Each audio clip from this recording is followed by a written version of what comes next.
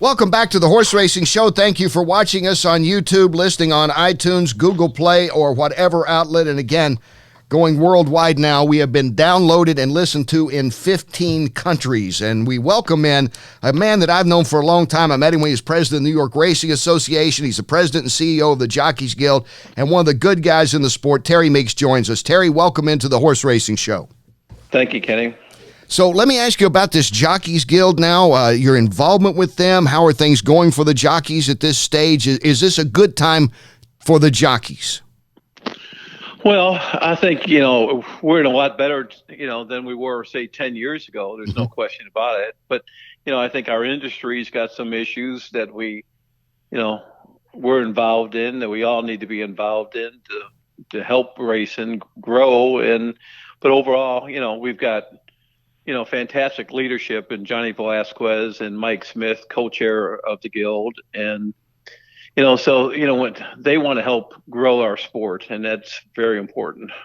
The one thing that always fascinates me about jockeys, and when I tell people in other sports that I cover, and they start thinking about it, I say, these guys, you read about some of them that's won, several $1 million over this year and all, but there's a lot of guys who don't.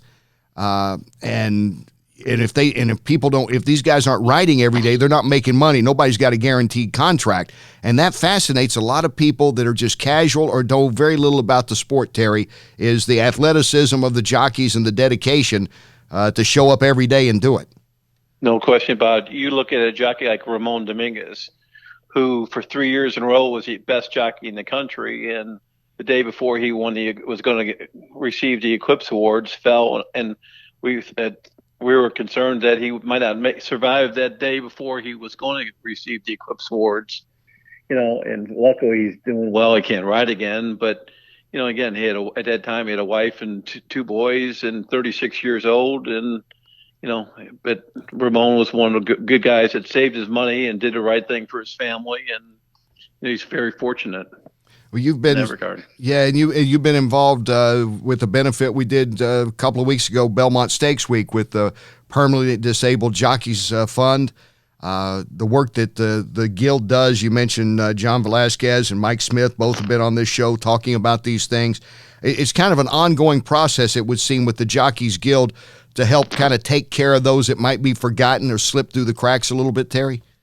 Well, there's no question about it. We've got over 1,250 active members that are either active riders, retired, or disabled. We spend over close to $600,000 in temporary disability benefits each year when jocks are out, for a period of time. That's a lot of money. And the one thing about the jocks, as you mentioned earlier, when they get hurt, they don't get paid unless they get some compensation from off the racetrack policies or from the Guild, but they want to come back and ride as soon as possible. So it's, that's not always a good thing, but at the same time, they're competitors and they want to get back to riding as soon as possible. Terry, as far as the Guild right now, you talked about there's still, and it's always going to be with any sport, maybe even more so with horse racing, some ongoing questions, issues, things to discuss. What do you think are the biggest things right now as far as the Guild is concerned moving forward in horse racing that they would like to address or like to tweak or whatever that situation is? We want to make sure they have proper benefits. The Guild provides life insurance, a temporary disability, accident, death, and dismemberment, health insurance reimbursements, but safety is paramount. Making sure that they have paramedics at each track found the field, that we get involved in making sure research and development, making sure we have the best equipment, the helmets the best, the new rails, the Duralock rails on the turf course, that's very flexible. Working and trying to, we've been working with the University of Kentucky the last 10 years to see what works and what doesn't work and how we can prevent injuries.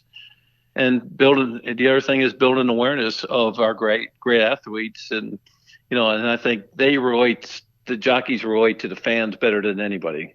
I do too. And, one of the things, and I said this at that fundraiser that night, because thank God he's okay and the horse is okay.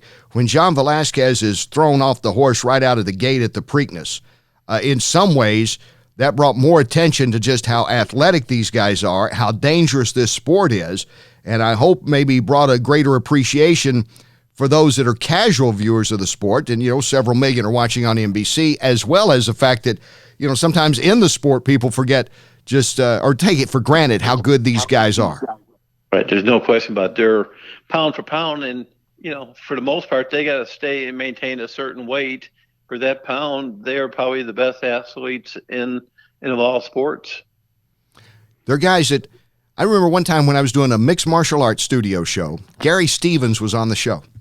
And Gary started talking with the fighters, and they were talking, before we go on the air. And I pointed out, I said, you guys have two things in common. Number one, you don't have guaranteed contracts. And you have to show up and fight, or you have to show up and ride to get paid. And two, if you miss weight, it costs you money. Guys will get fined in training camp something, but they're still keeping their job. A fighter comes in overweight, he may not get that fight or have to, give up 20% of his purse. And a jockey comes in overweight, he doesn't ride that day. That's correct.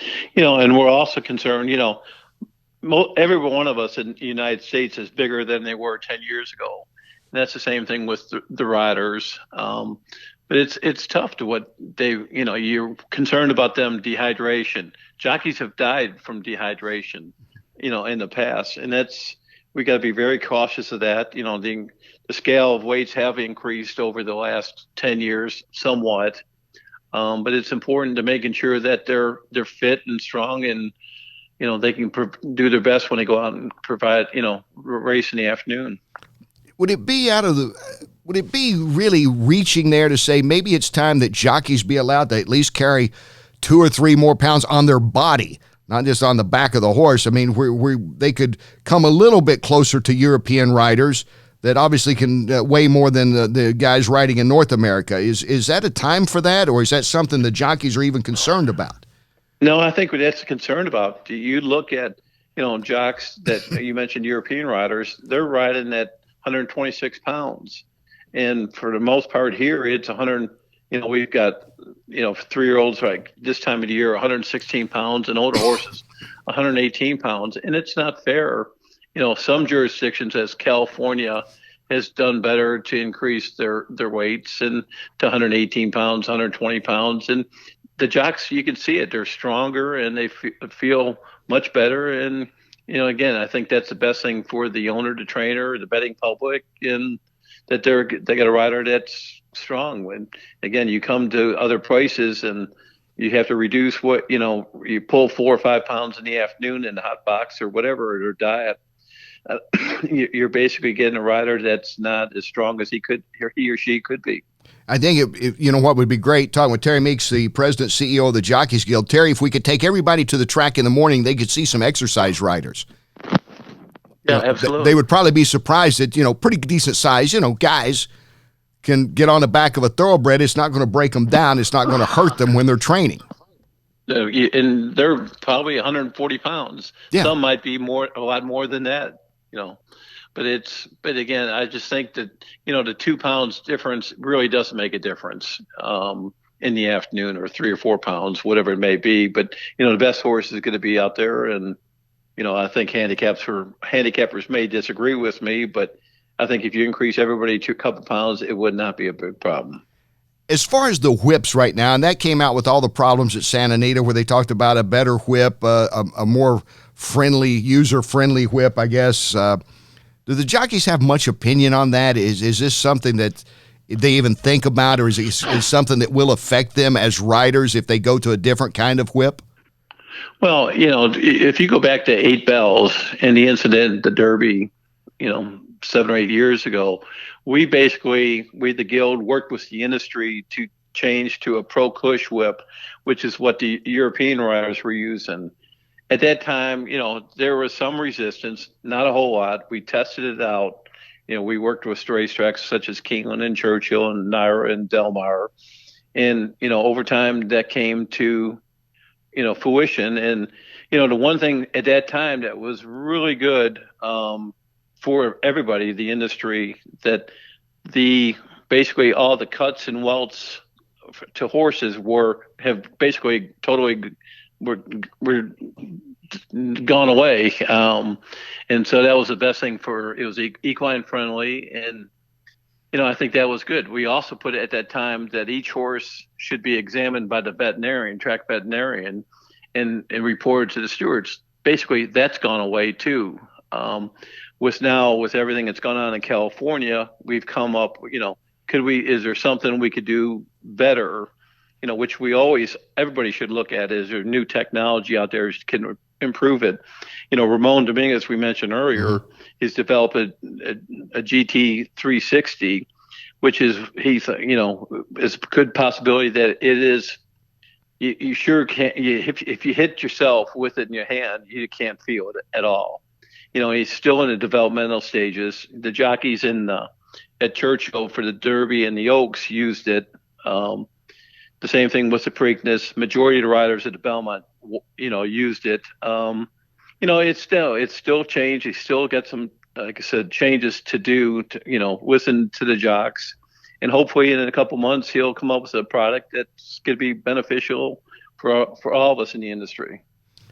Terry, you're on the road all the time. Do you ever get every time I see you, you're at a racetrack? Of course, I'm obviously there too a lot of times, but you're always on the go. I guess, what is a week like for you going around to the tracks and talking to the jockeys and keeping up with things for the Guild? Well, it varies the time of the year, whether it be in the Saratoga in the summertime, there's meetings, industry meetings that you need to be at. Mm-hmm. The riders are there. This next week, I'm going to Charlestown to talk to the track superintendents conference. But it all varies. Triple Crown races, you're there. Breeders' Cup races, you're there. But again, there might be some incidents that there's a CHRB board meeting, that you have to be there. So it all depends on the schedule and the circumstances. No one's more concerned about the safety of the horses than jockeys. I mean, that really, I'm not overemphasizing. It can be life and death. They want to make sure that the horses are healthy, that the track is in good condition, that everything has been checked out. And, just knowing the jockeys that I have for many years, they talk about that as much as any big race they've ever won.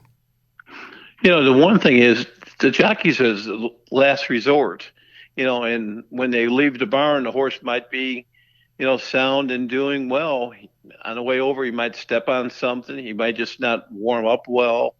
And they're the last resort to protect that owner's investment, the bettor's investment. And so they're the last hope. You look at, there was a race on, Sunday at Belmont in the stake race. Javier Castellano was on a horse that had a tendon issue and looked like 20 yards from the wire he was going to win by a length or two, and he felt something. He pulled up and he got beat 3 or 4 noses.